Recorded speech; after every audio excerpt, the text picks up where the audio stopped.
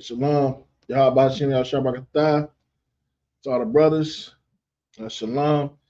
Yahweh Shamar Latah Ba'Shem Yahweh Shah to all the sisters. We are the Israelite School of Universal Practical Knowledge. Started out of 1 West, 125th Street, out of Harlem, New York, under Commander General Yohana. What we teach, Salakia, we are not affiliated with any other Israelite group.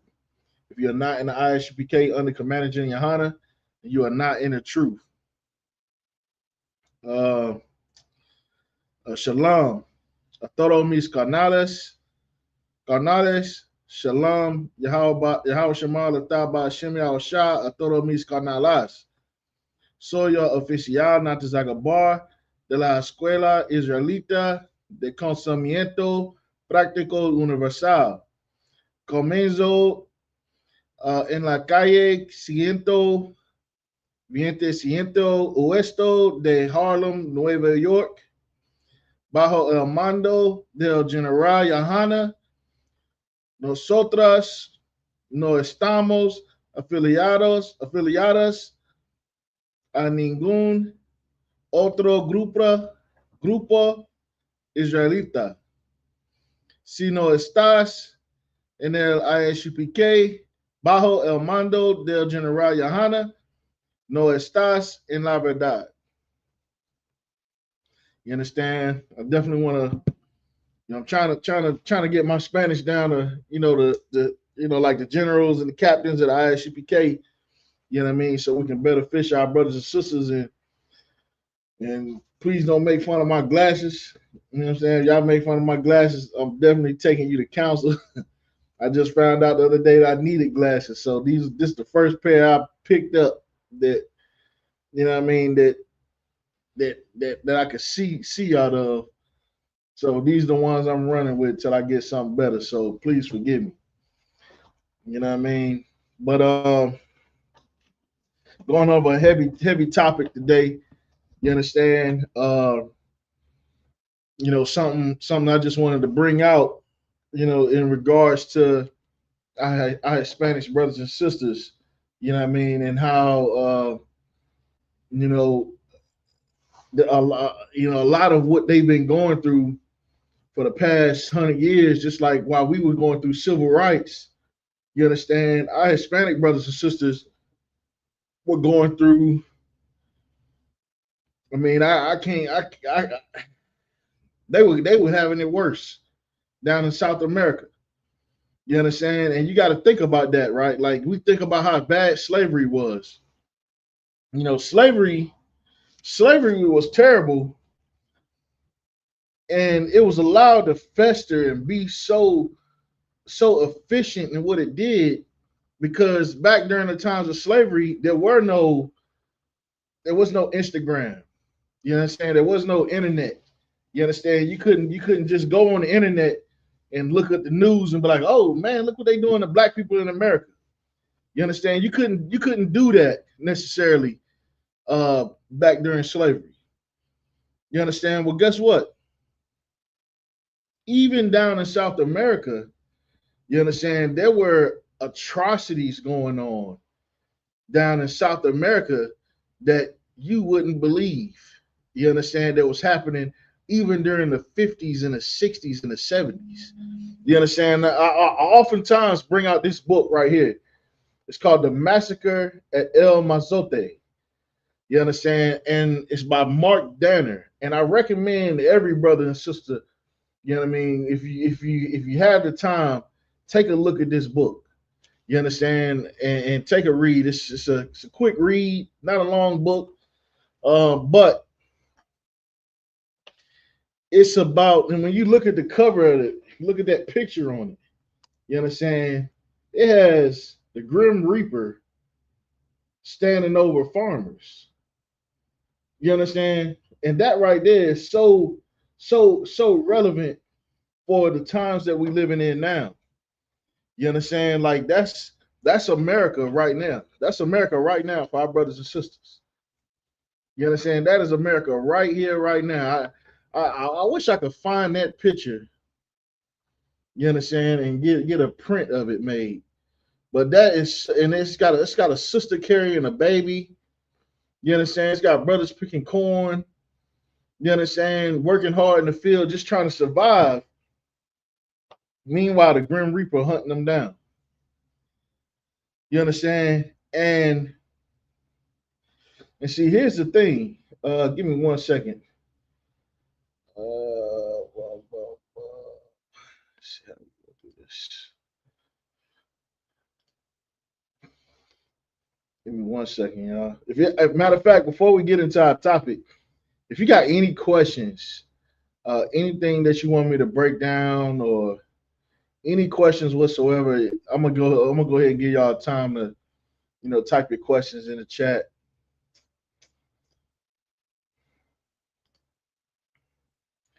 I tell y'all what, my life changed when I put these glasses on.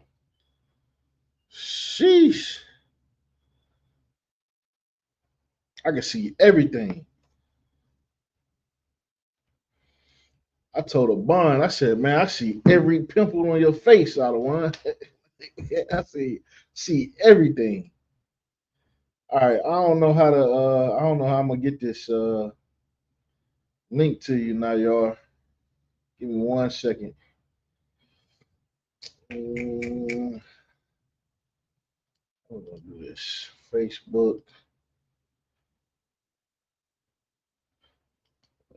Uh,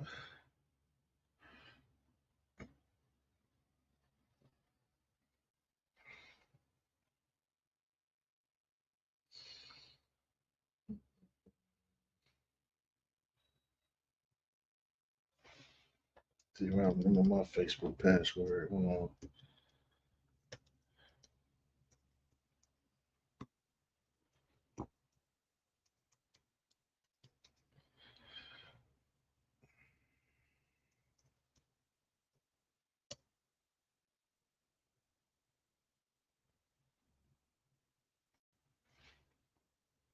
Nope.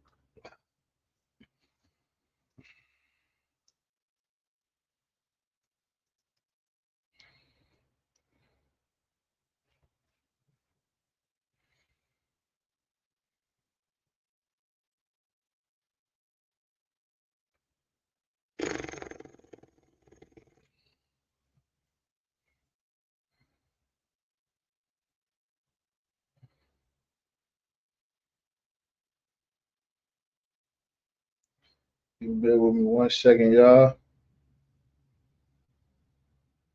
Hmm. All right, boom, boom, boom, boom. Oh,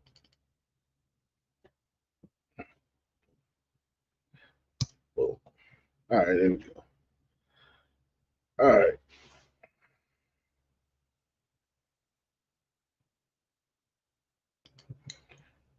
let's get signed out of here.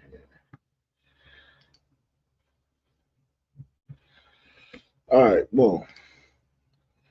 All right. Shalom. Let's see what we got in the chat. Blah, blah, blah. All right, shalom, Sister Mana from Nashville, Tennessee. Shalom. Got Officer Shar in the building. Princess Nazam Ana. Shalom. Got the Sister Brooke checking in. Shalom. Let's see. Kaya Bath. Shalom, Sister Kaya Bath. And focused on Yah. Shalom. All right. All right. Yeah. If you got any questions, go ahead and type them into the chat. You know what I'm saying? Definitely. Oh, that's Sister Brooke. Okay. No sweat, sis. We got you.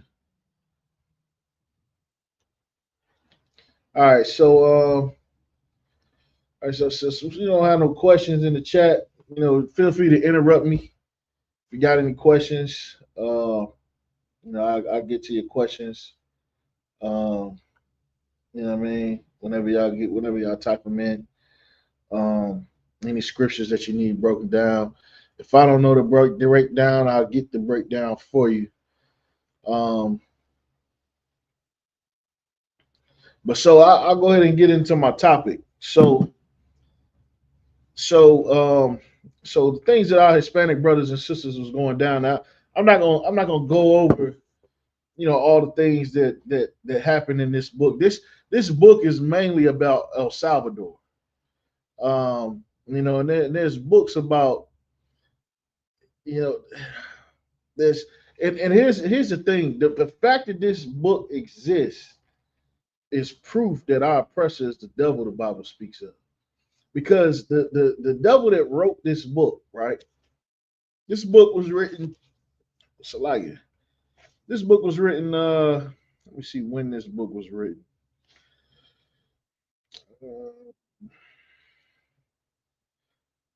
What was that? Oh, that's Nayar. Okay, get you on the stage, brother. All right, shalom, Nayar. Hey, Shalom Kaiser everyone. All right, so this book was written in 1994. Hold on, wait.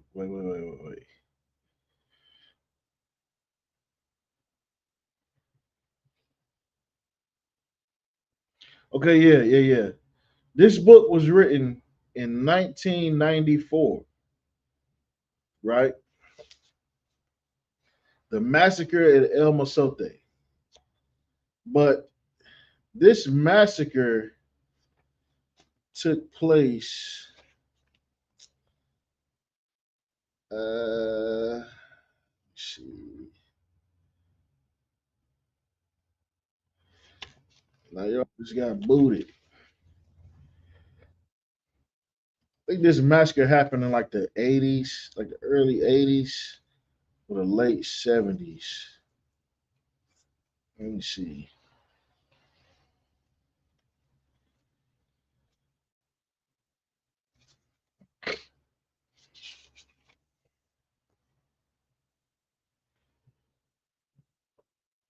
1981. That's when this happened, right? Shalom, sister. You sorry? All right. So 1981 is when this massacre happened, right? Now this book is tied. The title is about one particular event that happened, um, which is what inspired the writing of this book. But this book goes into a lot of the history about what was happening in El Salvador and in different parts of South America. You understand? And the things that was going on in South America is you had a lot of our much like how Esau's always done. You understand? Esau has always in different countries. One things that he'll do is he'll go over to those countries and he'll establish his president. He'll set up the government, or he'll make some kind of deal with those governments to where the governments operate with the best interest of our oppressor as opposed to the people of the country. You understand? Much like places like you know Venezuela, uh, you know, all those South American countries. You know what I mean? But El Salvador during the 80s, there's a lot of stuff happening, and not just in El Salvador, all throughout the South America, there were things that were happening that were not getting talked about. There were massacres that happened in South America just in the past 50, 60 years that has happened at the hands of our government, of our leaders in South America that did so with the intent of solidifying their position in in in league with our oppressor, which is no different than Caiaphas and them. You understand? And Caiaphas and them. Matter of fact, now y'all, I want you to pull this scripture for me if you could, Baba Kasha. Can you hear me? I get you, sir. All right. You know the scripture in the New Testament. Um, let's see where it says. Where it talks about. I think Caiaphas was saying that if he be left alone, the people would believe in him. You know what scripture I'm talking about? Lie, sir, but I could try to find. Let me see. Let me I think I see. heard that one before. Let me see. Let's see. Let's see. I'm gonna look for it now. So just like, Give me 1 second.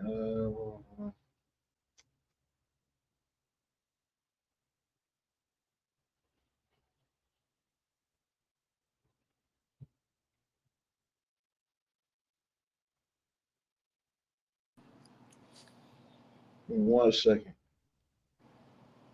I'm looking for it. It was I think that's was that it, in John, sir? Nah, I don't think so. it was Caiaphas Let's see. had mentioned it. Give me 1 second here.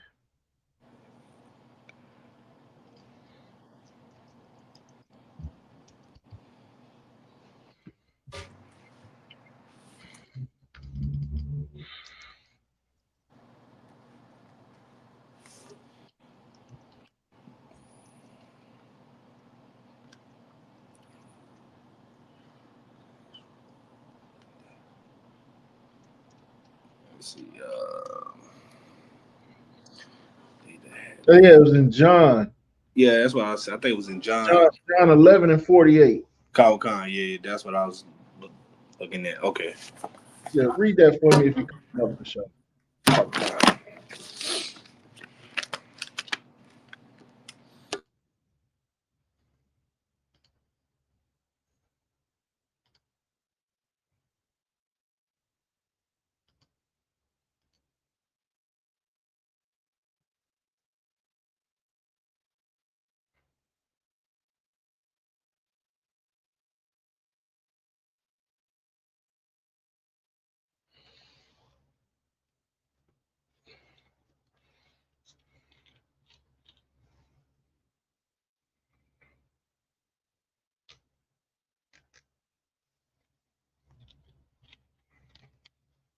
Okay, I got it, sir.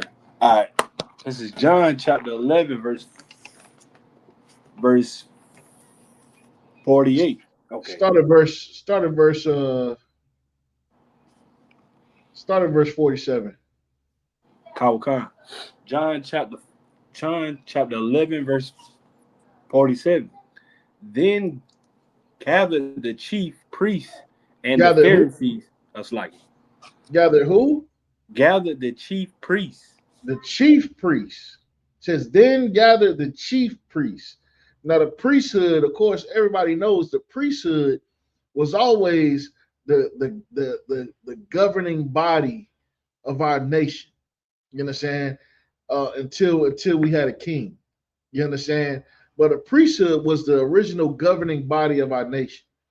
You understand? They were the ones who basically enforced the law. They were the law and the enforcers of that law. You understand? So these are the leaders of our people. These are black leaders. It says the chief priest. These are, imagine Creflo Dollar, Al Sharpton, TD Jakes, all, Tyler Perry, Jay Z, P Diddy, Barack Obama, all gathered. We're gonna exclude Barack Obama, but all gathering together, right? Read on. Kyle Khan. And the Pharisees a council and said, what do we? For this man doeth many miracles. You know what I mean? And Christ was performing miracles. You understand? Christ was performing miracles. You understand? Read on. Bringing Verse people back from the dead, feeding the hungry, healing the blind, healing the sick. Go ahead. verse 48. If we let him thus alone, all men will believe on him. You understand? So he's saying, so now these brothers came together because they began to plot on Christ to do, and what did they do to Christ? They unalived him. They hung him on the cross and took his life. They conspired against him to put him to death. You understand? And why did they do that? Read on. It's like all men. Okay. And the Romans shall come and take away both our place and nation. Read that part again. Khan. And the Romans shall come and take away both our place and nation. Read that part again. Khan. And the Romans shall come and take away both our place and nation. This right here is the motive of every black and Hispanic leader that is outside of the ISUPK. If they don't get you niggas under control, then the Romans is going to come and take away both their place and our nation. You understand? Meaning what? They position of power. You understand? The Romans is basically going to tell them, like, look, if you can't get them under control, then we're just going to remove you out your seat and put someone in control who can. You understand? So these leaders of us, our leaders, they conspired to unalive Christ, all for the sole purpose of not losing their power that was given to them. You know what I mean? That was handed to them by the Romans. You understand? If they didn't do something about Christ, the Romans would take away their power. You understand? Well, guess what? That's why 26 million black people committed abortions, because our black leaders didn't want to give up their power. That's why so many black people are in poverty right now. You understand? That's why so many black women have children with no father in the home right now. It's because we've been sold a lie by our black leaders. We've been tricked to believe that to destroy our nation is to empower us so that we don't come together and rise up. You understand? And we've been convinced to do that all for the sole purpose. We've been sheep led to the slaughter, all for the sole purpose of them maintaining their power. Listen, Puff Daddy, if you don't think, listen, if you think TD Jakes would not sacrifice the lives of every black and Hispanic that lives in the city of Atlanta to cover up all the dirt he did at the Diddy parties, you are outside of your mind. You understand? You think Diddy wouldn't personally send people to execute every black and Hispanic in Harlem to get out of prison? You are outside of your mind. These black leaders will send you to the slaughter just so they can continue to have freak offs. You understand? This Caiaphas and them was no different than our black leaders of today. Our black leaders today was the scribes and Pharisees. Well, guess what? Down in South America, it was a little bit different.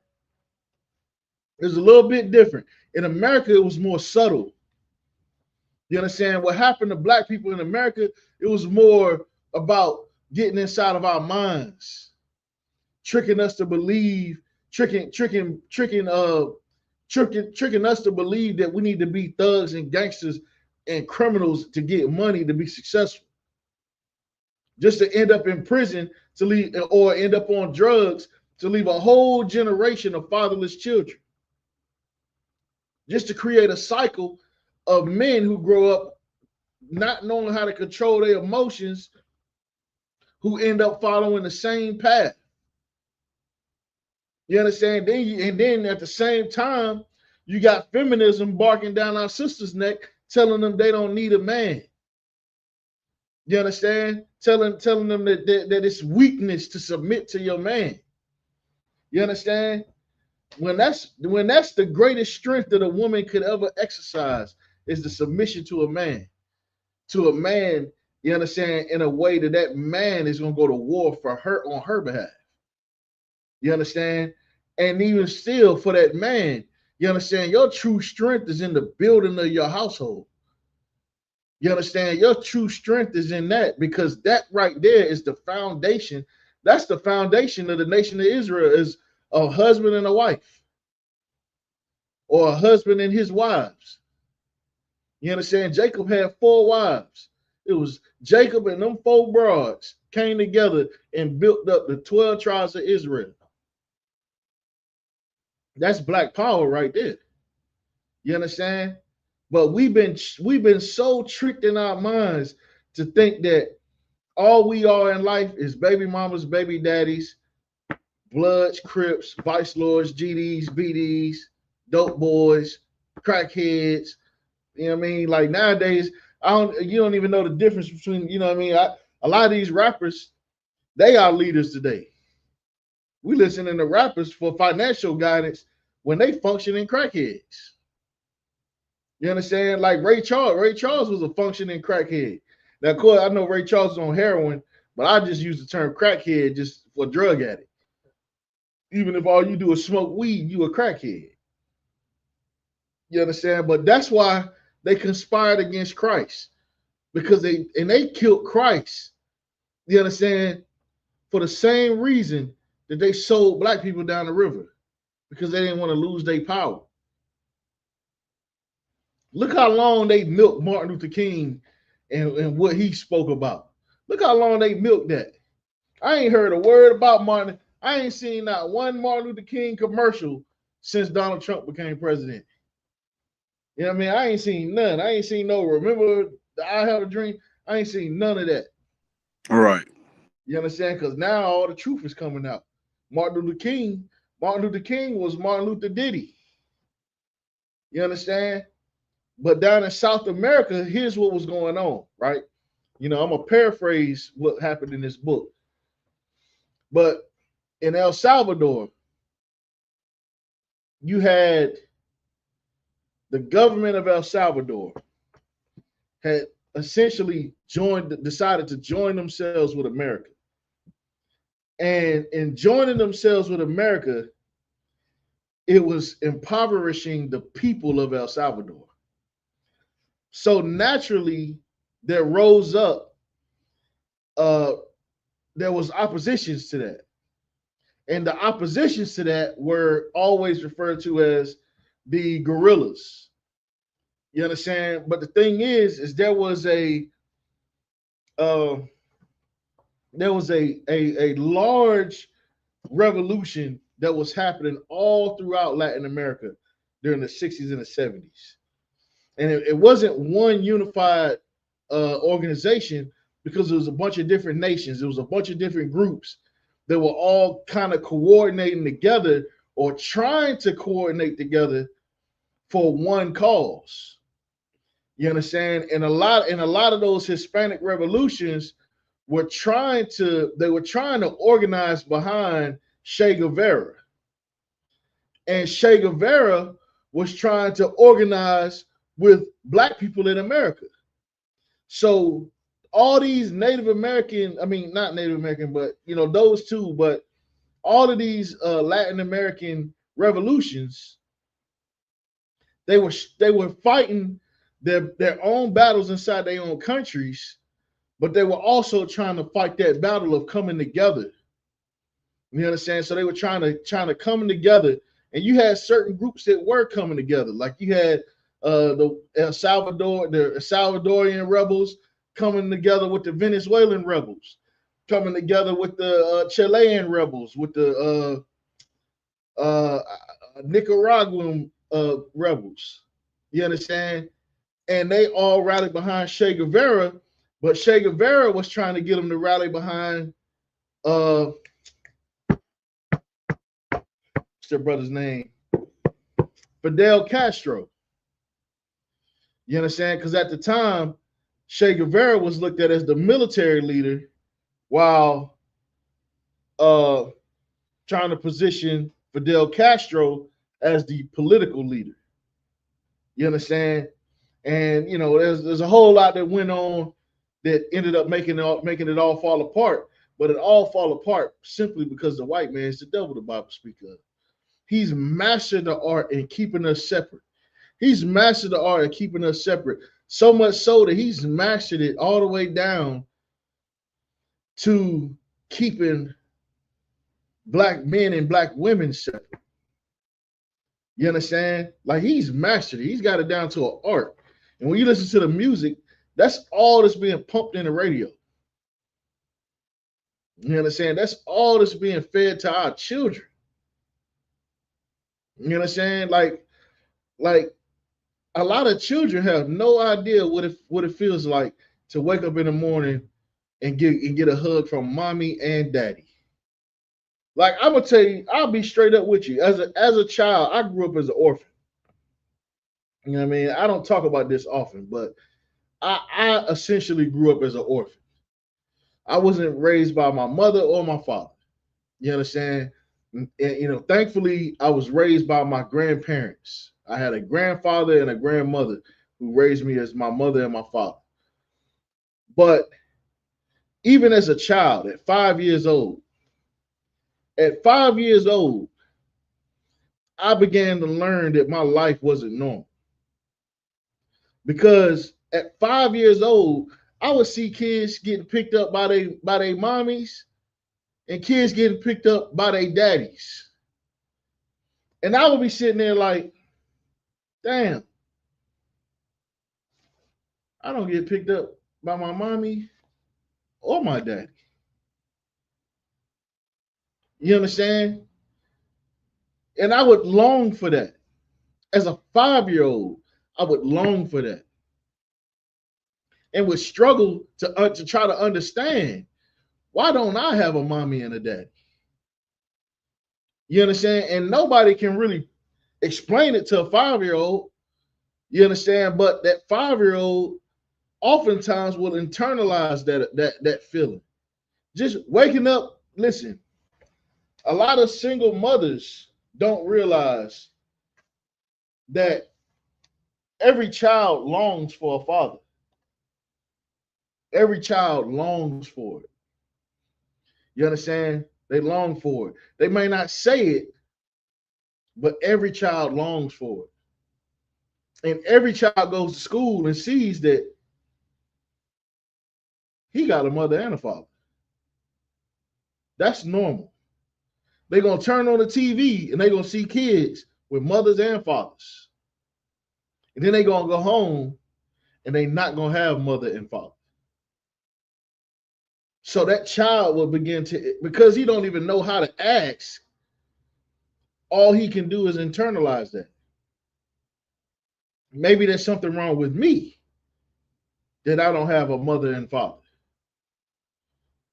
You understand? And kids are ruthless. And and a lot of us, we know growing up, when we grew up, let somebody find out that you ain't got no mother and father. Oh, them kids got all the jokes. Listen, I got called a bastard in kindergarten by another kindergarten. I didn't even know what bastard meant. You understand? And when I found out about it, that really hurt. I didn't even know. And it took me like I had to go home and ask what a bastard was. You understand? And imagine that. Imagine your child come home one day, be like, "Mommy, what's a bastard?" And then you got to sit there and explain to them that the word bastard means a child without a father. Meanwhile, they ain't got no father. You understand? These things we live on a daily basis, and we think that it's because of the choices that we are choosing to make, when we don't understand that it's by design that happened. Someone was the architect of what happened to you growing up as a child. So much so to where it trickled down to what's happening to your children. Someone was the architect behind that, a mastermind behind that. You know what I'm saying? So much so to where even in South America, you understand, even in South America, you know what I mean, the things that they face, their families, they couldn't really break their families. So what they end up doing was they broke their brotherhood. They broke their brotherhood by giving men power, you understand, and giving other men poverty. You understand? And by giving men power and giving other men poverty, you had some men who rose up that loved their people enough to put their lives on the line. You understand? But that, and which is what happened in El Salvador. What happened in El Salvador is when the government of El Salvador finally defeated the guerrillas of El Salvador, they lined up over 10,000 men, women, and children, and gunned them down in a firing squad. Over 10,000 people. Now, some of the reports say 10,000, but some reports report 40, 50, 60,000 just in El Salvador.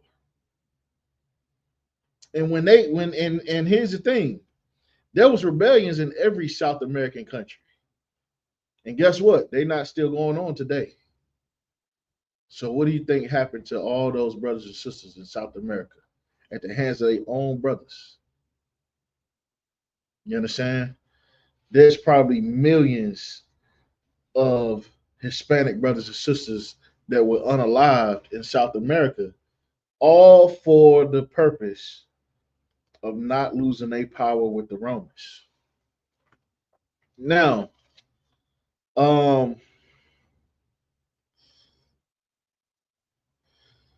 what I wanted to bring out is this one line right here.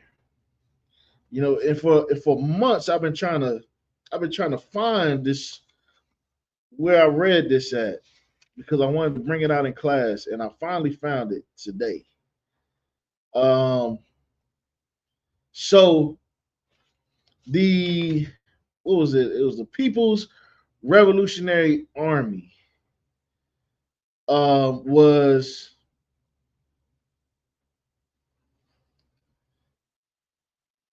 Was started in Mexico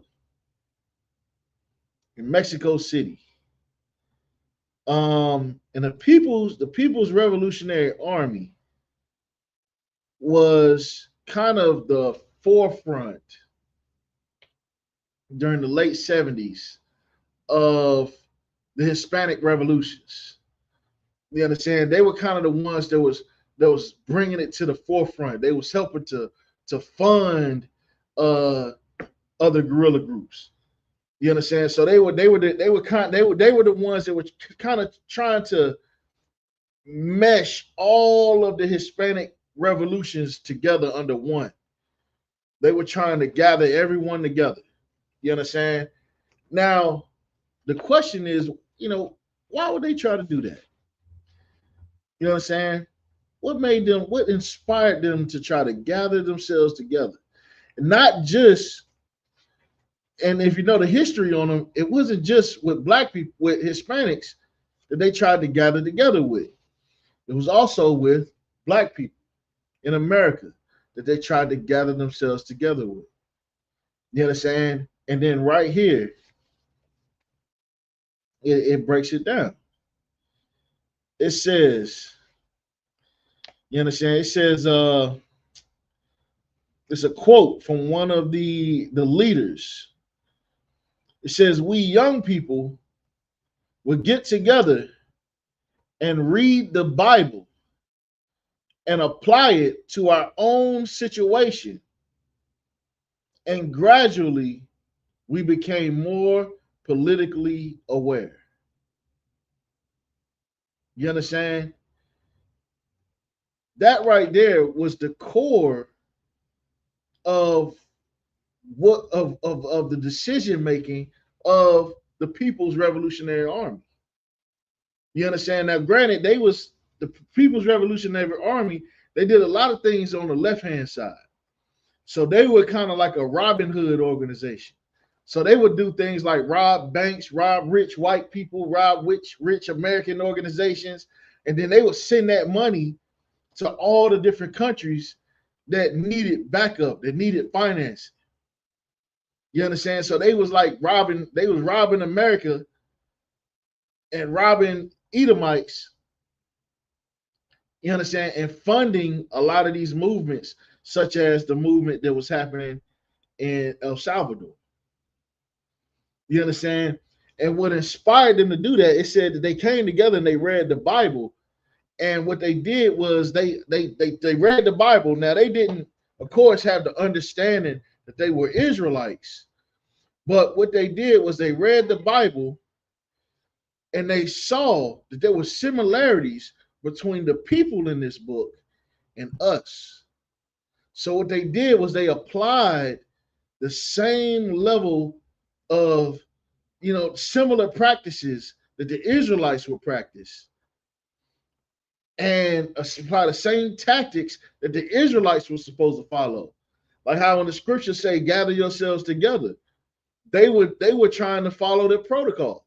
Now, of course, they weren't doing it, from the perspective of being in the truth. They were doing it from the perspective of, if it worked for them, it could work for us. You see what I'm saying? Which is similar to what happened in Haiti, what happened in Jamaica, and what happened with Nat Turner. You understand? Which is why they fought so hard to keep the Bible out of our hands. You understand? And the reason why they was able to pick up that book and see so many similarities to be able to apply their situation to the book is because they themselves are the 12 tribes of Israel. The Hispanic brothers and sisters, the ones that are getting deported across the border, that are getting sent to Guantanamo Bay, those are God's chosen people. You understand? How do we know that? We know that because of the curses that they're going through. We know that because of the oppression that they're going through. And not only that, but we know that because the Bible says so. The Bible tells you that those brothers and sisters that live in North, Central, and South America, the natives, are the 12 tribes of Israel. And Nayar, you still there for me? I'm still here, sir. I want you to get go to second Esdras for me, Baba Kasha. How kind, sir? Give me second Esdras. Blah, blah, blah, blah, blah, blah. Give me 1 second here.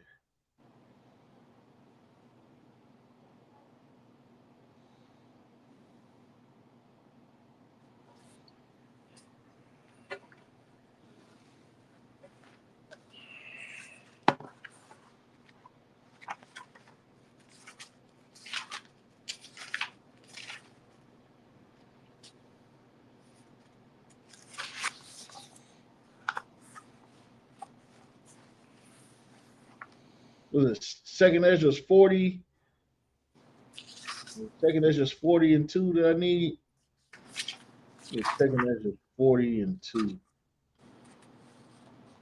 No, that ain't no second Esdras 40. Yeah, it's like it's like 1 second here. Mom.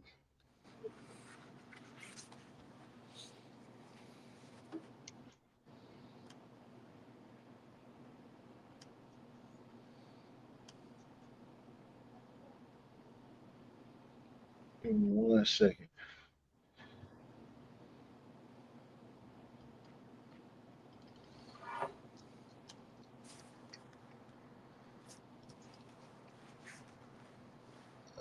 Uh,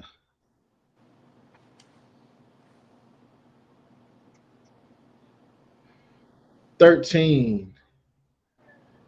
Second Esdras 13.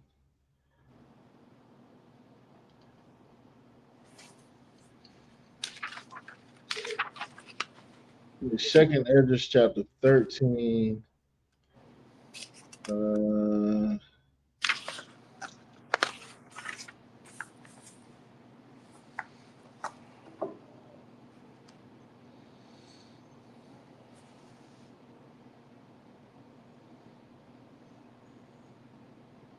Start at verse 39. Kyle Khan said. This is the book of Second Esdras, chapter 13, verse 39. And where it's like, and whereas thou sawest that he gathered another peaceable multitude unto him. He did what? It's like, and whereas thou sawest that he gathered another peaceable multitude unto him. He said he gathered together another peaceable multitude. You understand? A peaceable multitude. You know, that's heavy because, well, you know, one of the first things that Christopher Columbus said about the Hispanics when he first encountered them, he said that the Hispanics, that the Puerto Ricans were the most peaceable people that he had ever met, that he had ever encountered. You understand? Read on. Verse 40. Those are the 10 tribes. Those are who? Those are the 10 tribes. You understand? Now these are the 10 tribes. You understand? Read on. Which were carried away prisoners out of their own land in the time of OC. Or am I saying that right? OC, is it OC or Osea? Osea. Osea. It's like, out of the land in the time of Osea, the king, whom who Sal Mesar, the king of Assyria, led away captive, and he carried them over the waters, and so they into another land. So here's the thing. Assyria, you understand, it says these are the 10 tribes. You understand what this scripture is talking about happened in the book of Second Kings. You understand? Where, you know, the kingdom has split into two. You had the northern kingdom of Israel and the southern kingdom of Israel. The southern kingdom of Israel made of Judah, Benjamin, and Levi.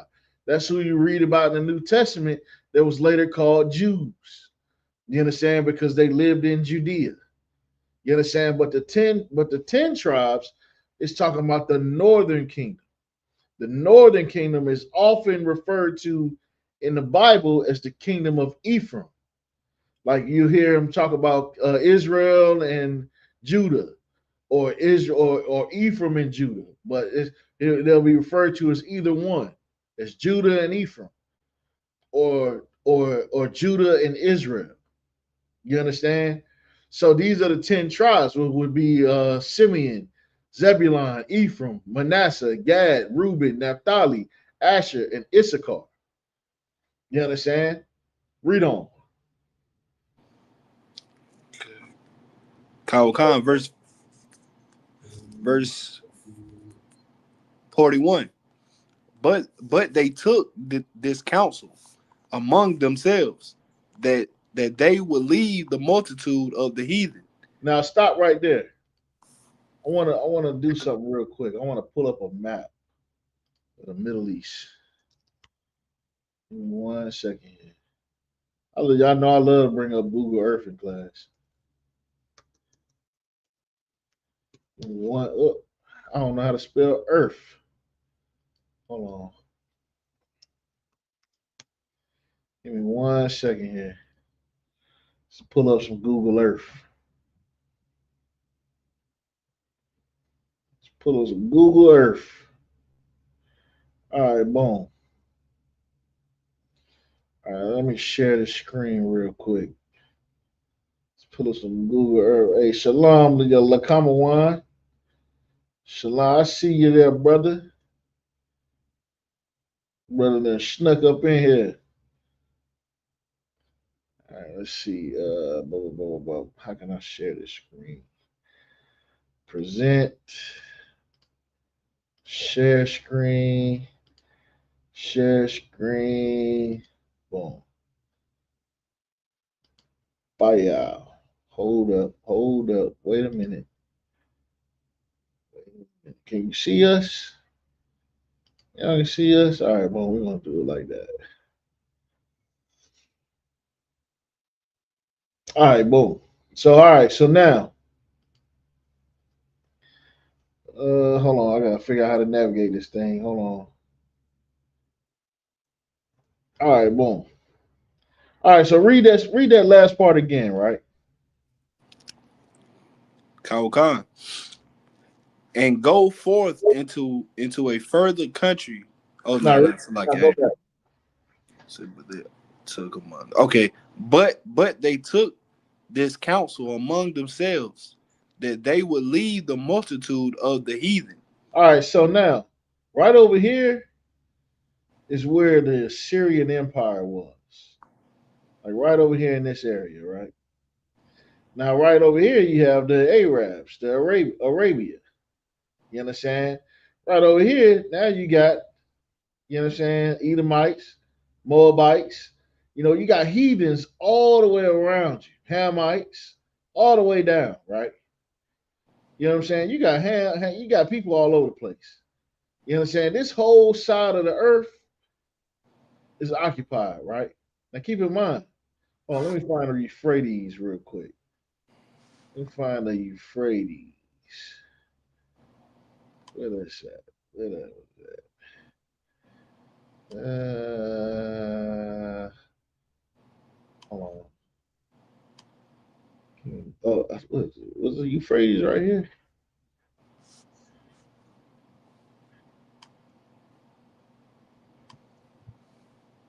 Find that Euphrates real quick.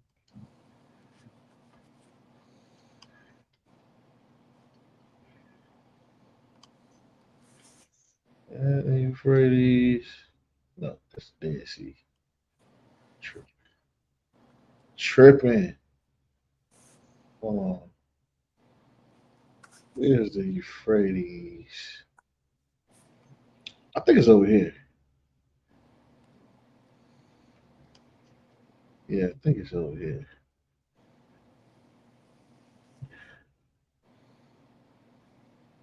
Yeah. All right.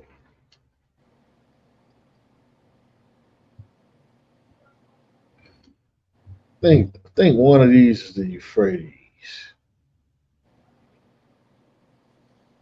Let's see where we at. I think one of these is the Euphrates. I think this is the Euphrates. I think this is the Euphrates River right here. I think this is the Euphrates River. One of these rivers that comes, and the river, the Euphrates River comes out right here. I do know that for a fact.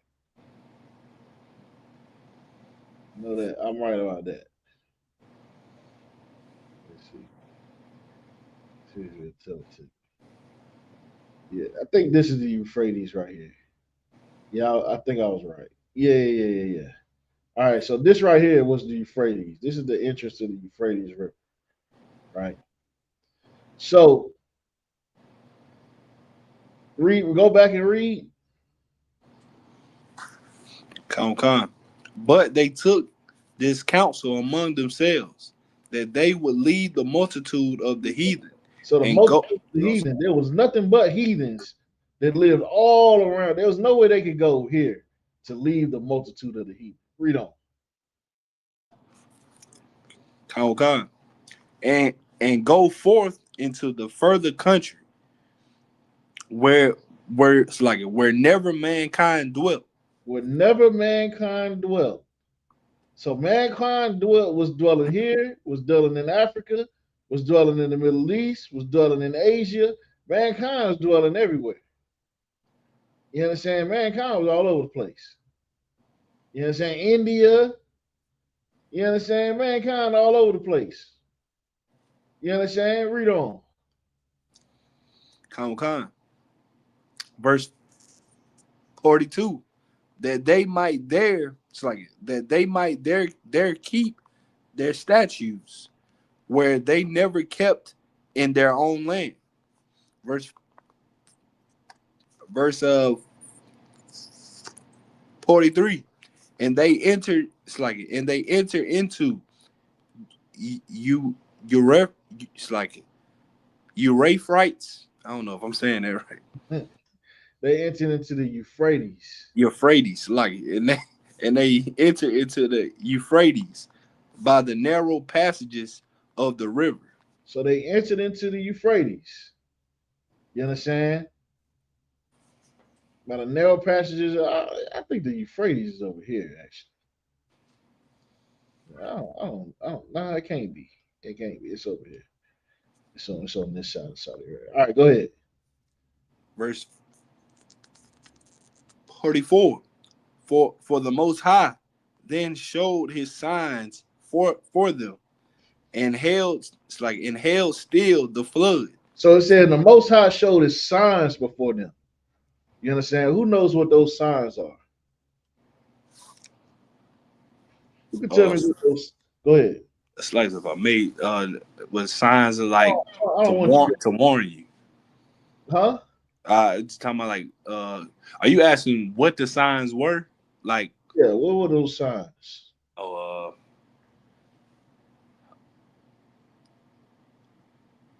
I'm not sure. It's like, All right, let's see. Let's see if somebody else can give me. Somebody answer in the chat. I know. I bet you the common one though. Who can tell me what those signs were?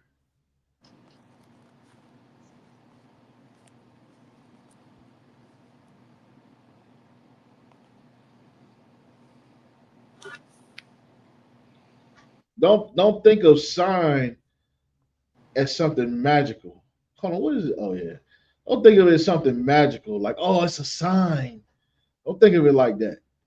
You understand? Remember, it's not. It's nothing magical about this.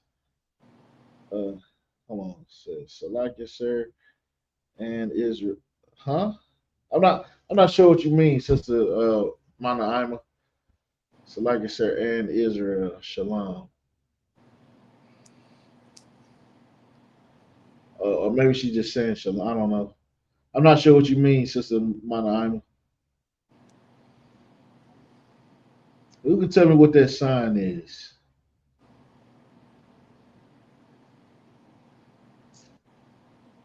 Keep in mind, it ain't magical. Think of what a sign is for. What does a sign do? so like I said about me, I'm trying to Go try again. ahead. Was it plagues, famine? No, read the scripture again. Kawakad. Verse verse 44. For the Most High then showed signs for them, and held still the flood.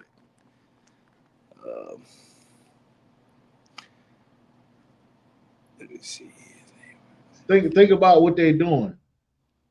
Think about what they're doing. They just went into the Euphrates River. You understand? And the Lord showed forth signs and held still the flood. So what is that flood talking about?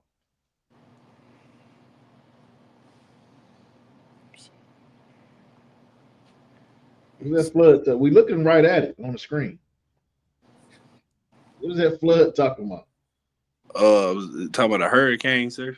No, it's not a hurricane. Just think about it. Think about it. He just said that they went into the river, right? The scriptures say they just went into the river. They entered into the Euphrates by the narrow passages of the river. For the Most High showed signs for them and held still the flood till they were passed over.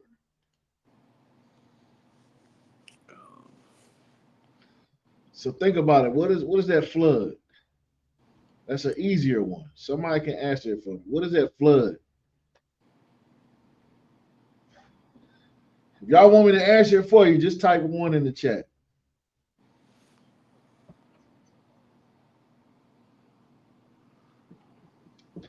Trust me, once I answer it, it's just gonna blow your mind how simple it is. You understand? It's very simple. It's not anything magical. What's the first thing that comes to your mind when you think flood? The flood. What's the first thing come to your mind when you think flood? Um, Overflowing. Okay. What else? Give me another one. Um, Think a bunch of people who just went into the river and now they in a flood. They started in the river and now they in a flood. Where are they at? Underwater. No. What do all rivers go to? uh, it goes to a large mass of water, like to the ocean or a lake. Right. They go to an ocean. So when he says he held still the flood, what is the flood? Um, You just said it. a big mass of water. It's the ocean. The ocean. The ocean is the flood. Oh God. And it says he held still the flood. What is something that the ocean is known for? A Um, tide, right? oh God. People go out there in boats all the time, and tides just flip boats over, right? Oh, The Most High is saying he held still the flood. You understand? Which means he kept the ocean calm for them to be able to sail peacefully over the ocean. You understand? Now read on. Read on. We're gonna get to that sign in a second. Somebody gonna have to answer it for me. All right, read on. oh God. For for the Most High then showed signs for for them, So and he held showed still the flood so he showed signs for them and held still the flood. Go ahead. And keep in mind, till they're on their way to another place where mankind never dwelt. So one thing we know is we know that they're in the ocean and they're sailing somewhere where nobody ever lived. Go ahead. till they were passed over. Till they Verse were passed over, meaning passed over the flood, meaning passed over the ocean. You understand? Read on. oh God, verse 45. For for through the country they was a great way to go, namely of a year and a half. So it says, And sorry, for through that country was a long way to go, right? It says for through that country there was a long way to go. I'm gonna break that down, right? What do you think that means? If I say for through that country was a great way to go, what do you how would you break that down? um, it says where is that 45? It says that they were a year. It take like a year and a half to But get there. what does it mean when it says for through that country there was a great way to go? How would you break that down? For through that country was a great way to go. How would you break that down? Uh, um, it would have to take more than just sailing on a boat. No. Why you say that? Um,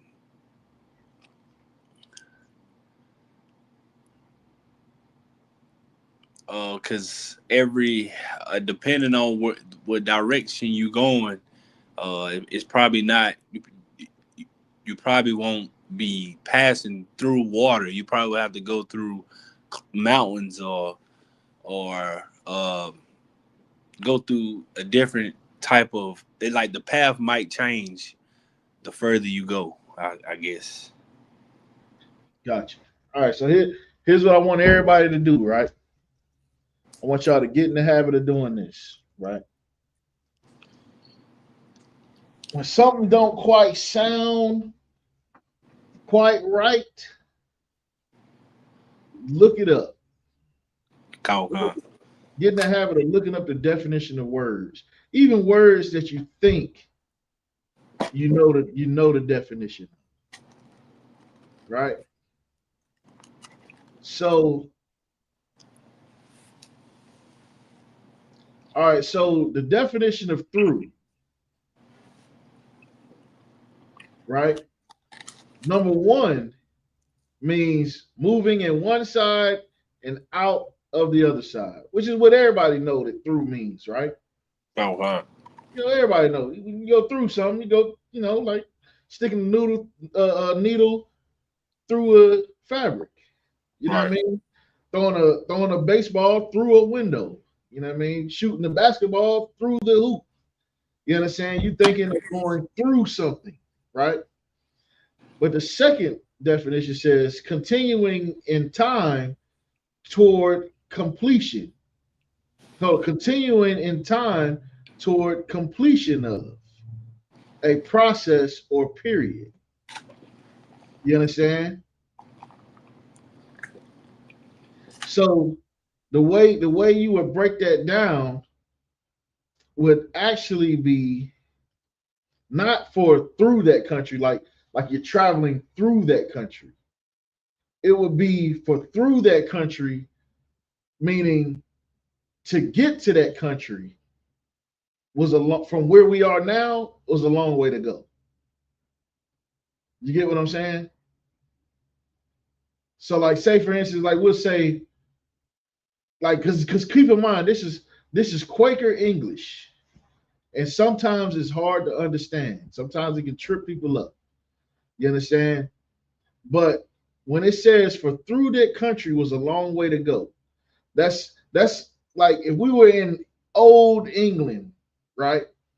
And say we still spoke Quaker English in America, right? And if someone described, okay, Passover's gonna be in Atlanta this year. You understand? For through Atlanta is a 2 hour drive.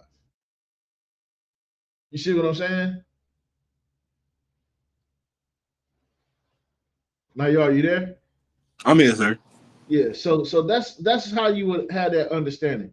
For through that country, meaning that to get from here to that country, the completion of time that it would take to get from here to that country was a long way to go. And then it goes on to break it down even further to reiterate what I'm saying, where it says, hold on, where is it? Where we at? What verse we at? Uh, Okay, here we go. Here we go. It says, for through that country there was a great way to go. And then the way you can tell that what I'm saying is how I'm breaking it down is correct, is because then it says, namely, of a year and a half. So that through is talking about the dispensation of time, not necessarily like okay, like saying you're going through something, right? Like say if you're dealing with a hardship, and you be like, man, I went through that for about 5 years, right? You weren't literally going through your baby mama. You see what I'm saying? count But time. you were dealing with that issue for a long time, for 5 years. You see what I'm saying? So think of it in terms of more like I don't know if I'm explaining that in a way that is understandable, but think of it like if you break your leg, you got to wear a cast for like 6 weeks. You got to go through all the itching and the scratching and the sweating. Well, I don't know. Now they got the new cast. Y'all can just take them off, and put them back on. You know what I'm saying? Y'all don't got y'all new leg breakers and got no idea about the trials and tribulations of breaking your leg back in the 90s. You know what I'm saying? People used to sign your cast. You know what I'm saying? And you don't know nothing about them days. You don't know nothing about that funk that came about that cast. You don't know nothing about that funk. You know what I'm saying? But you would go through that for 6 weeks. So it's not physically, you're not physically pushing your hand through the cast. So you're not physically going from one end of the cast to the other cast to the other side of the cast. You see what I'm saying? It's a dispensation of time. You understand? So to go through that travel would be a long time. It'll be a long, you're gonna be traveling a long time to get to this country. namely a year and a half. That's a more plain English way of saying that, right? Because that right there solidifies something. When you understand that scripture, when you understand that scripture, it lets you know that the northern tribes, let me pull back up the map, they didn't travel on land to get somewhere. They traveled on the flood to get somewhere. And on that flood, it took them a year and a half to get there. Now, this part I'm gonna help y'all out with, right? So Christopher Columbus sailed from Spain, right, which is right here, to Puerto Rico, which is right here. Took about 6 months to take that voyage. That's about a 6 month voyage, right? Now, it took about a year and a half for Israel to sail from right here to somewhere. Wherever they sailed to, they started here and it took them a year and a half to get there. So they couldn't have sailed to China because that's about, first of all, they wouldn't even have to sail to China. You really can't sail to China. You'd have had to go by land. And then two, people dwell there. You know what I'm saying? You couldn't have sailed to over here because it wouldn't have took you no year and a half. You see what I'm saying? But here's what they did do.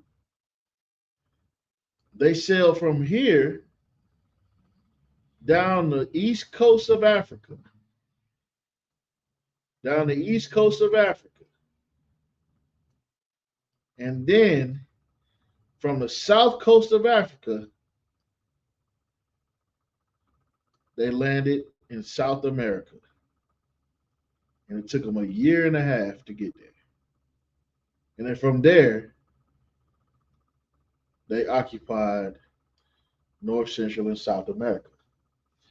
Now, when you get into Native American history, you start to find out that the Native American tribes, like some of them, a lot of them have oral histories of traveling by boat to get to America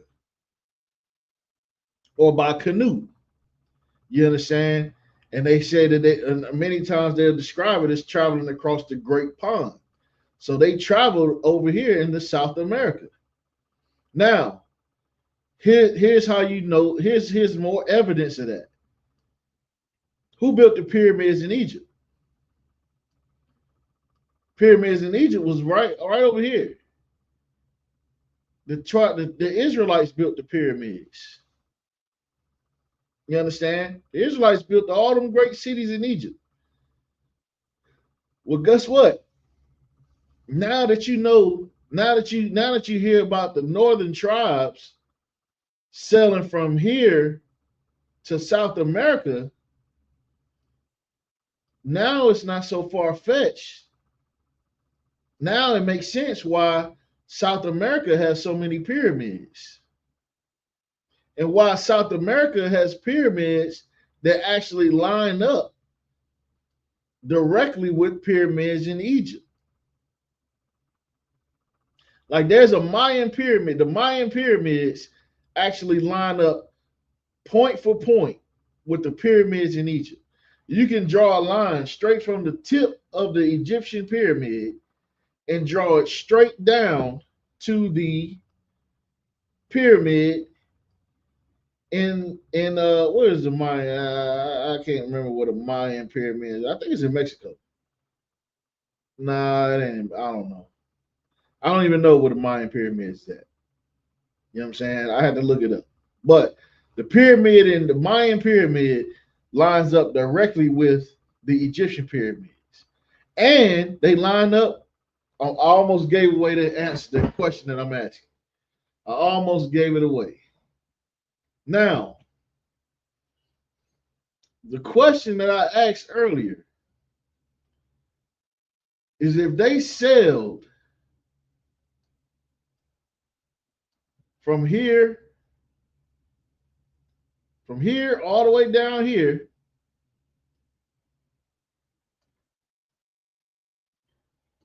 to here. You understand? How did they do it? What sign was given into the Israelites? You understand? When they got out there in that ocean, what signs did he show for them? What were the signs? Think about it. Y'all know the answer. Y'all know the answer. It's not that deep. It's not magic. Don't think about magic. Don't think about magical signs in the heavens, in the sky. Don't think about flying sparkles and you know what I mean, and flying birds, glow in the dark birds in the sky over the ocean in the middle of the night. Don't think of that. Don't think of it like that. What are the signs?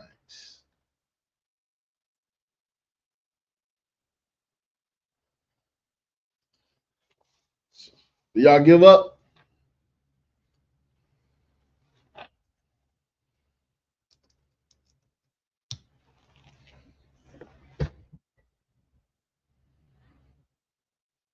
Do y'all give up?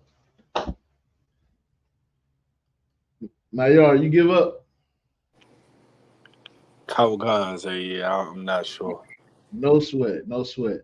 I want you to turn to the book of Genesis, chapter 1. Oh, Salaki. Now I know where you going. Salaki said, I like the answer. I might still be wrong. Go ahead. So is it when so this is when what's his name who was that? It I ain't can't think. it ain't deep now, y'all. Just spit it out. What So is okay, I'm trying to see if I can sum it up. So it was the sign was like when like that bird that came no, with an olive branch no, no, okay, it ain't that. Yeah, okay. no. All right. Give me Genesis chapter 1, verse 14. Chapter one, sir. Give me Genesis chapter 1, verse 14, Baba Shah.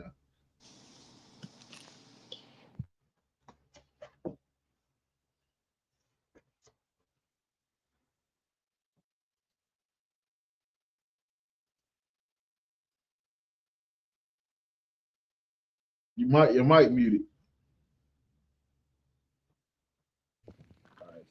All right, chapter 1, verse 14. All right, Genesis chapter 1, verse 14. Your mic muffled. Oh, it's like, you hear me now, sir? Yeah, kind. Okay. Genesis chapter 1, verse 14. And God said, let there be light in the firmament of heaven to divide the day from the night, and let them be for signs, for seasons, and for days and years. All right. So now, and read on. All right, verse 15. And let them be for lights in the firmament of heaven, also of the heaven, to give light upon the earth. And it was so. So now, these lights in the firmament of the heaven, you understand? These are them signs. Now, what are these signs? Um, it was signs of nature.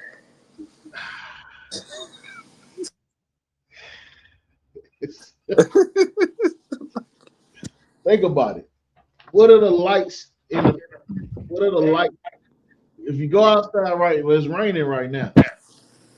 But if it wasn't raining and you walked outside and you look up in the sky and you saw them lights in the firmament, what are those lights? It's the stars, sir. The stars.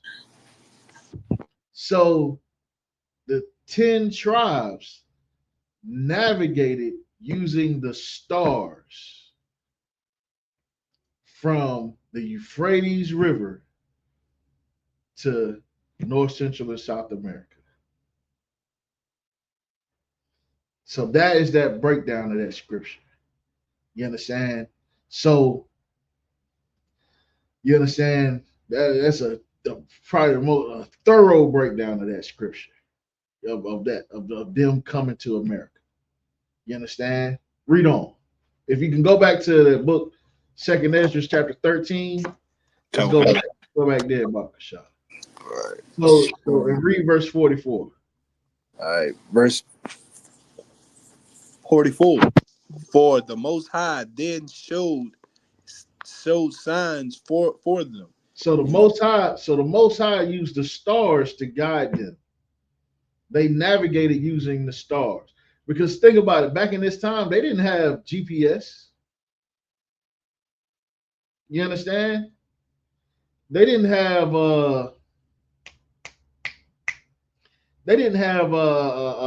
compasses. Christopher Columbus had a compass. You understand? The northern tribes didn't have no compass. You understand? But they had the wisdom and knowledge. First of all, they knew the northern tribes, while Esau thought the earth was flat, the northern tribes knew that the earth was round. They knew that the stars in the sky went around the earth. So like, well, the earth spun around, but you get what I'm saying. The stars don't spin around the earth, but you get what I mean. But but they knew that the stars would rotate around the sky, and they knew that, you understand, that those stars, meaning they would line up.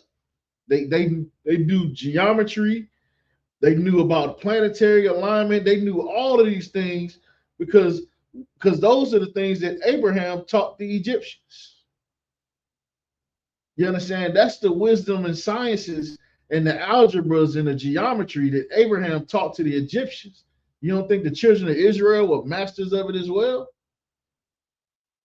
You understand? We was masters of it as well. That's how we went down into South America and built the same pyramid. We actually built better pyramids in South America than was built in Egypt. You understand?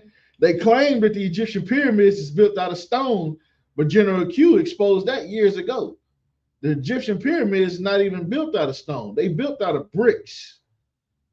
They were making bricks out of sand and mud and straw. And they made them bricks, and then that's how they built the pyramids.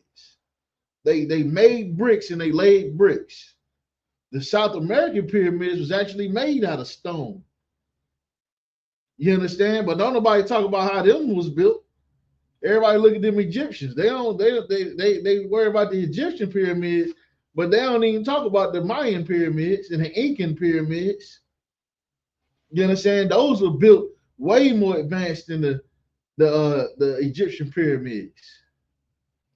You understand? So we always had that knowledge of the stars. So the signs that the Most High showed was the stars. Those the stars were for that sign. Now that's the term sign just simply means a way to identify, a way to tell where you're going. It's like an identifying marker to identify where you're going, where you're at, and you can use the stars to determine where you are on the earth, what direction you're going.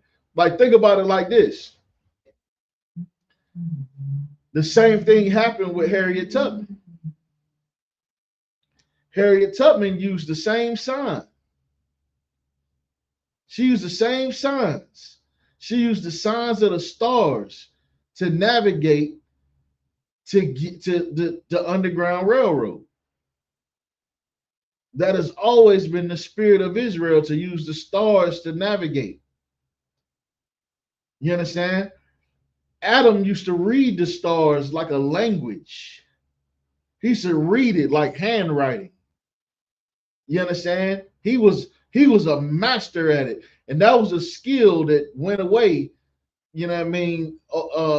Before the flood, that went away with the flood. That knowledge was not passed down.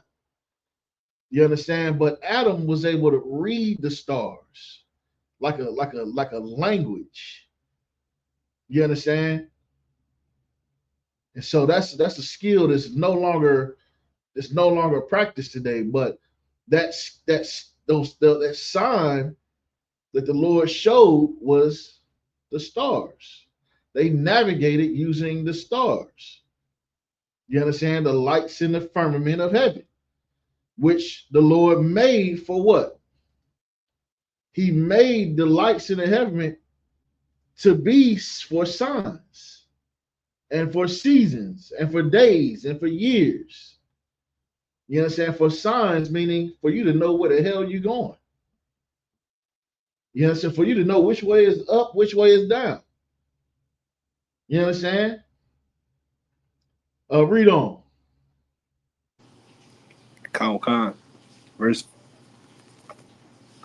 verse 45. For through that it's like for through that country there was a great way to go, namely of a year and a half, and the same region is called Aras Arsaroth. Arcerus, which which Arsaroth. which Arcerus just means another land. You understand? So they traveled to another land. You understand? So this is one land. You know what I mean? The Eastern Hemisphere. This is one land, and guess what? This is another land. It's a whole nother world. Even America, even white folks call it the New World. Didn't even know this thing existed. But you know what? The Israelites knew it existed. You understand? The Israelites knew it existed.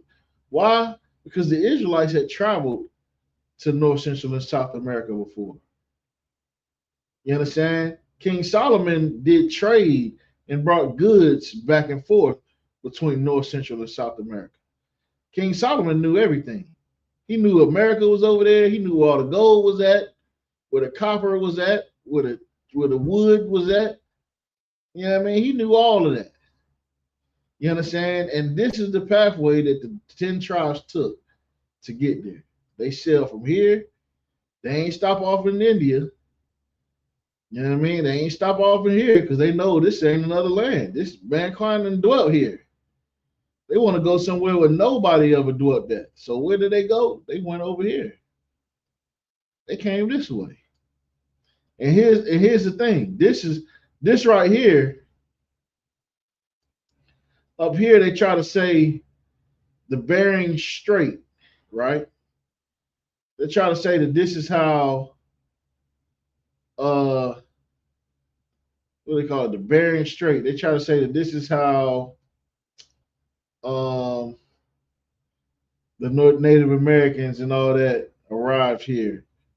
I mean, they crossed the Bering Strait, right? But there is no Bering Strait. You understand? There is no land bridge between these two areas. There's no land bridge. You understand? But here's the thing. Here's what's crazy though. When you go over here, I'm gonna show you something. Go over here, right? Go to where we at? We still in America? Yep. Still in America. Still in America. And next week I'm gonna talk to y'all about the flood. That's gonna really get your brain itching.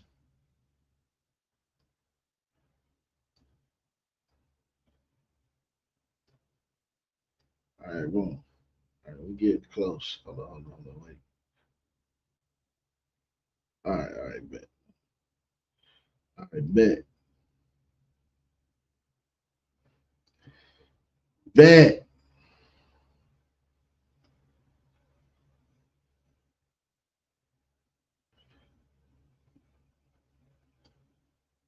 Hold up. I'm gonna show y'all something. See this right here?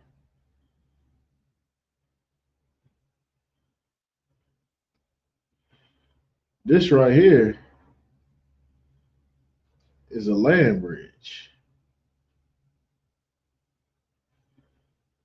Right across there. That's a land bridge. You understand?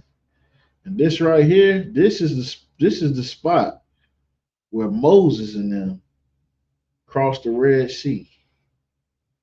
That right there was a land bridge. You understand? And guess what? In this lake right here, to this day, not lake, but this Gulf of Aqaba, which goes into the Red Sea, that little area right there, that area right there is where Moses and them crossed. Because they was chilling right here. And then Pharaoh and them came following them. You know what I'm saying? All through the mountain ridges. And they seen Pharaoh and they only had one way to go. You know what I'm saying? And the Lord opened that thing up and killed all them Egyptians right here. And to this day, if you was to go snorkeling down in here, you're gonna find Egyptian chariots, Egyptian armor, skeletons, swords, spears, gold bracers, all type of. You know what I mean? You might find a full Shaka almost ponytail up under there. You understand? But all up under there is thousands of dead bodies. You understand? Scattered all down in the Gulf of Alcatraz. And Commander Jenny Hanna, he actually talks about how back in the day, the brothers actually went to the Cairo Museum. They went to the Cairo Museum and actually saw the chariots. You understand? They had pulled them out of the Gulf. Said they was covered in barnacles and all type of mess. You know what I'm saying? So children of Israel crossed right there, and then they went over into Saudi Arabia. You know what I'm saying? And then we bounced around all up in here for about 40 years. You know what I'm saying? Trying to work it out. You know what I mean? But go ahead and keep on reading. Khan, verse 46. Then dwelt they there until later time. Read that again. Then dwelt they there until the later time. I mean latter time. It says there, then dwelt they there. So these northern kingdoms was going to dwell in this other land until the last days. You know what I'm saying? To the last days. That's why the Northern King. That's why the Hispanics and Native Americans is all over here. That's the Northern Kingdom of Israel. And guess what? Just like prophecy says, they dwell here until the last days. They still here. You understand? They are still here. You understand?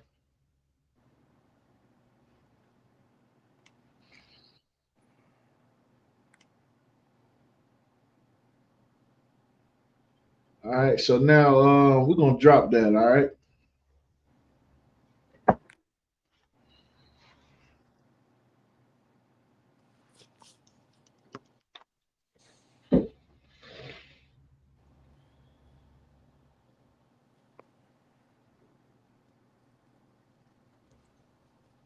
You know what I'm saying?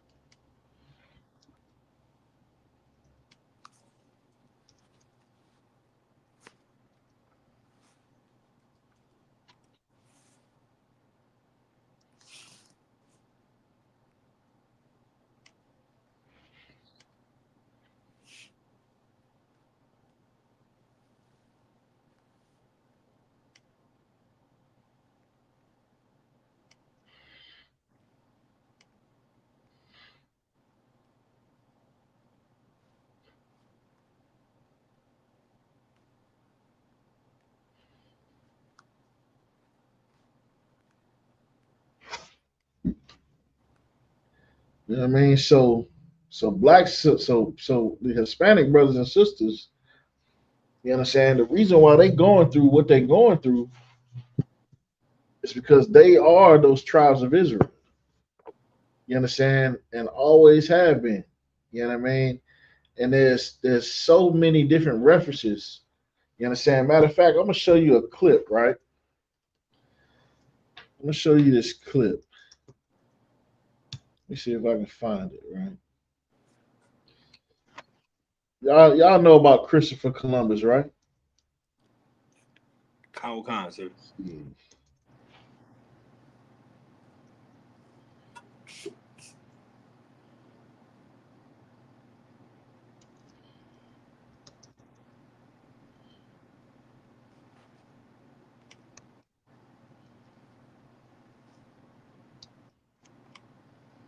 All right, so hold on. So check this out, right?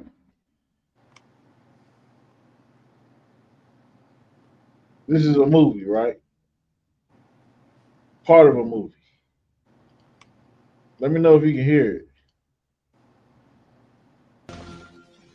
Why do you I wish can to hear it, sail sir. west? So you can hear it. I can hear it, sir. All right, can everybody else hear it? Hear this? If you can hear this, type of one in the chat. If everybody can hear this, type of one in the chat. No, for sure.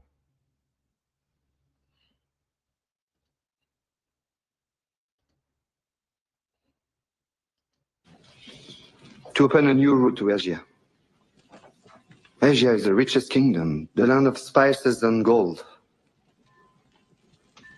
At the moment, there are only two ways of reaching it.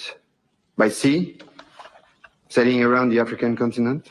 The journey takes a year. Or by land. But the Turks have closed this route to all Christians. There is a third way. By sailing west across the ocean sea. The distance is unknown. It's said to be infinite.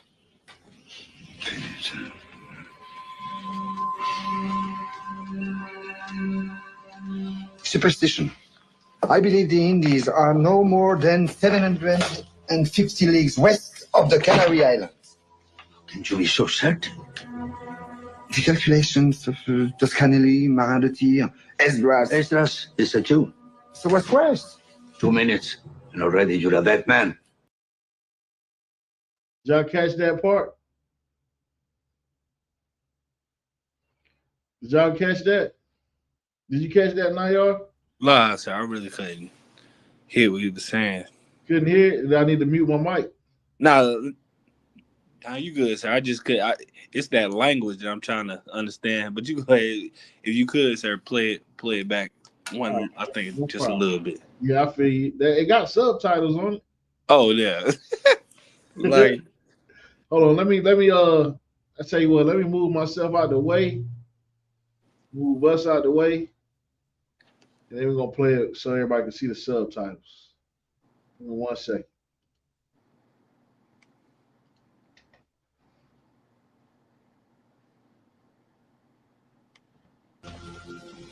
Why do you wish to sail west?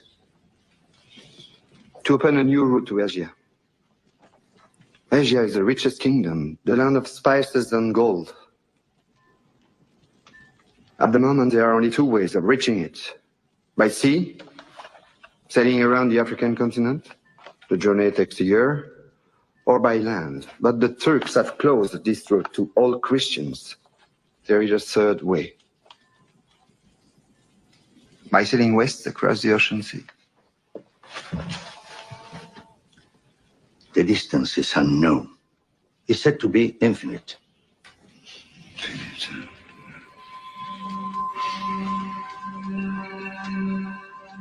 Superstition. I believe the Indies are no more than 750 leagues west of the Canary Islands. Can you be so certain? The calculations of Toscanelli, Marin de Tir, Esdras. Esdras is a Jew. So what's worse? oh damn. So what he said, he's basically okay. So think of it like this, right? Put myself back up on screen. So think of it like this, right? So he's a businessman trying to get a approval to make a business move, right? Trying to get investors to invest in his business move, right? So they're asking him, he's asking him, what make you so sure about this whole endeavor of yours? So he starts naming off all the sources of his information. And one of the sources that he names off is Esdras. You understand? So in Esdras, he said the other man said, well, Esdras was a Jew. And so Christopher Columbus stands up and said, well, so was Christ. But that's not the point. The point is Christopher Columbus learned about the scripture that I just broke down for y'all. You understand? And because of that, he knew that the lost tribes had traveled to this land. So much so that when he made his maiden voyage, he traveled with a Hebrew scholar. You understand? And the whole way they was able to even communicate, the whole way he was even able to communicate with our brothers and sisters was through Hebrew. How can they communicate any otherwise? He spoke Spanish. They spoke Taino. Yeah. You know what I'm saying? What happened when somebody speak English, when somebody speaks Spanish, and y'all don't understand each other's language? What you do? Me speak no English. Yeah, I mean, I got no Espanol. And so there's no communication. So how was he able to communicate with them? These are the things that a lot of people don't think, don't consider. You understand? But in the ISUPK, we study, we learn, we research these things. You know what I'm saying? Christopher Columbus knew the entire time who he was coming over here to find. He knew that he was going to find the children of Israel. He knew this. That's why he studied the scriptures. You understand? That's why he studied the scriptures, and that's why he mentioned Ezra as a reference. So it's lucky. You understand? And when you read about Christopher Columbus, you understand Christopher Columbus, see, he has a journal called the Four Voyages. You understand? In the Four Voyages, you understand, that's another good read for brothers and sisters. You know what I mean? Is check out that book, The Four Voyages. If you want to learn about that scumbag Christopher Columbus, check out The Four Voyages. Christopher Columbus is the first person in Edomite culture to record a hurricane. You understand? I believe it was his first voyage, because he only made 4 trips to the America, to north, to the west side. He only made 4 voyages, but one of those voyages he pulled up and he saw a hurricane from a distance. In the ocean, the calm, cool ocean, you can see for hundreds of miles. You can see for hundreds of miles, and hundreds of miles away, he seen that hurricane. And he described it and how powerful it was. You understand? He, what I mean, the way he described it, it was probably the way he described it like it was the biggest hurricane ever hurricane. You know what I mean? But who knows? Maybe he did record with this hurricane ever. But that thing could have been a category 1. You know what I mean? Even a category 1 hurricane look like something you don't want to come up against. So like, you know what I mean? And so like it, why you ain't tell my mic was muted this whole time? You know what I'm saying? I'm sitting here. It wasn't muted, sir. Oh, it wasn't muted. Oh, this Nah, mic. sir. That mute button was so flat. Nah, I can hear you the whole time, sir. Most High Christ. But yeah, so Christopher Columbus, he even knew that He even knew that our brothers and sisters was over here. You understand? It wasn't no secret. You understand? And at least to scholars, you understand? They knew that our brothers and sisters had sailed over here. You understand? They knew. You know what I mean? And you know what I mean? And just like how when just like how when black people came to America, you know what I mean? They took our language from us. They took our culture from us, right? But gave us a whole new culture. You know what I mean? Gave us different names and everything. Took away our names. You know what I'm saying? And guess what? They did the same thing to our Hispanic brothers and sisters. What you think? You think it was niggas named Jorge? You know what I'm saying? Before Christopher Columbus showed up down in Mexico? Nah, them brothers and sisters had Hebrew names. You know what I'm saying? Black people was brought over here in slavery. They had Hebrew names. You know what I'm saying? Native Americans, they had Hebrew names. Matter of fact, I need to bring this book with me, man. I need to keep this book on me because we definitely don't have a copy of it here. But I'm gonna start keeping this book on me. There's this book called Lost Tribes and Promised Lands, right? In that book, Lost Tribes and Promised Lands, it breaks down that one, between North Central and South America, it describes the natives as being a maritime power. You understand? What the term maritime means is they were very familiar and capable of sailing across the ocean. You understand? So they were very knowledgeable about sailing across the ocean and navigating the ocean and things like that, right? And so there was a lot of trade that happened between North, Central, and South America amongst the natives. And so if you think about it, right, there's hundreds of I think what there's like 700 or 500 Native American tribes, hundreds, thousands of more South American tribes, and all of them spoke different languages. So if they all spoke different languages, how were they able to communicate? I'll tell you how. Because even though you had Cherokee, Choctaw, Aztec, Incan, uh, all Taino, Mi'kmaq, Algonquin, Comanche, Lakota. Even though you had all these different languages, they all shared one ancestral language, and that's the Hebrew, the ancient Hebrew, the Hebrew that we teach in the ISUPK, that we call the Lashawan Kodash, the Holy Tongue.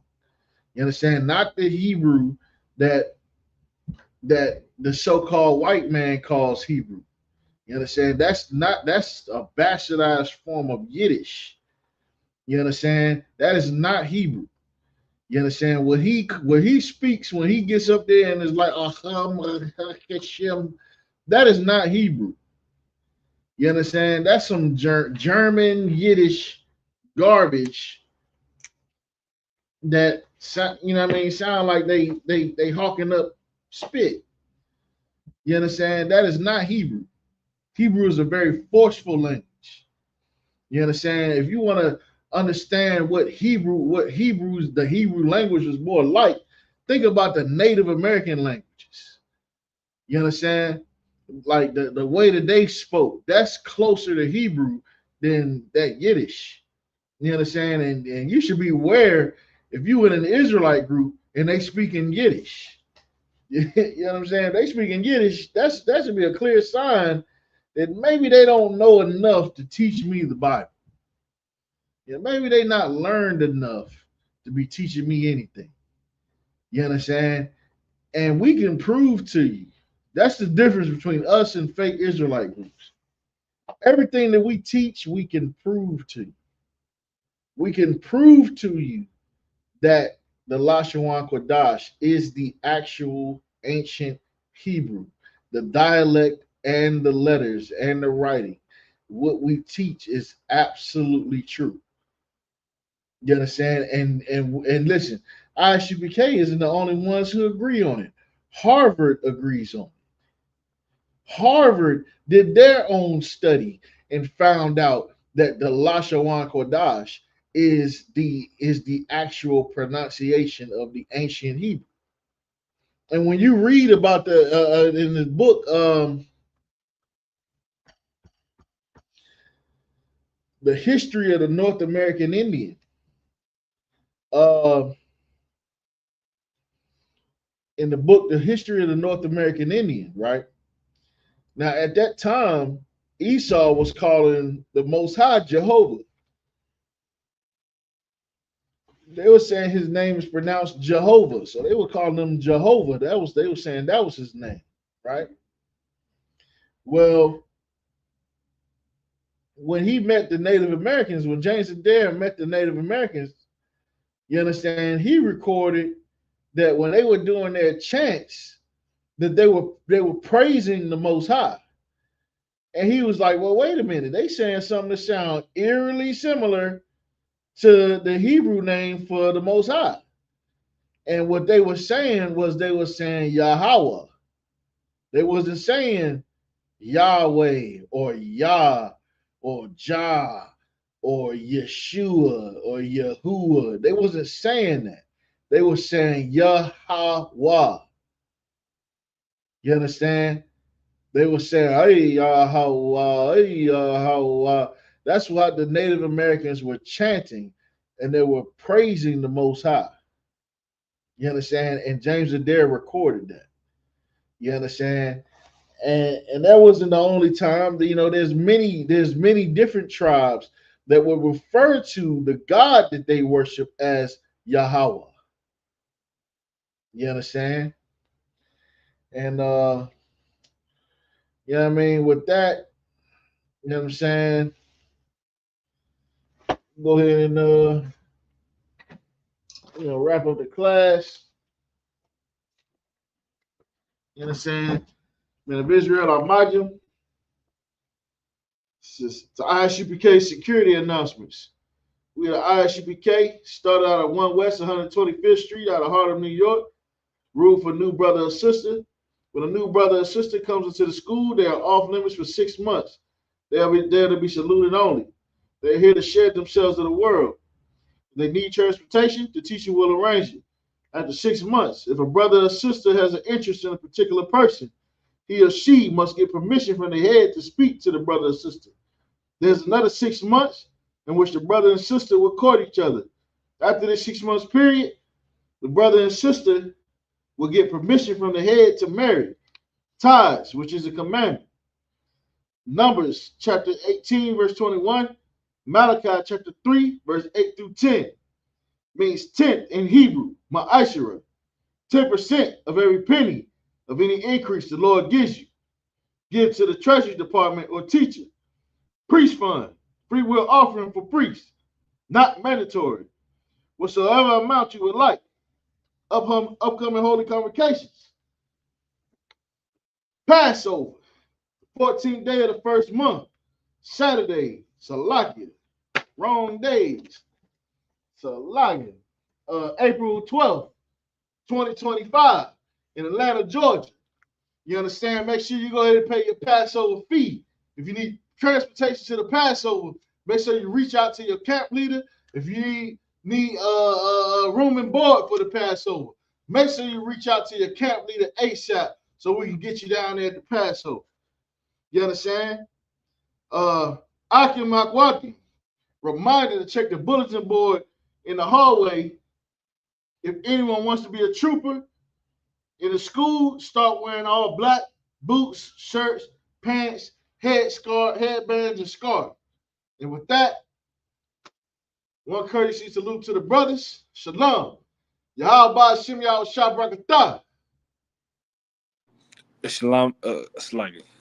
Yeah, about you, man.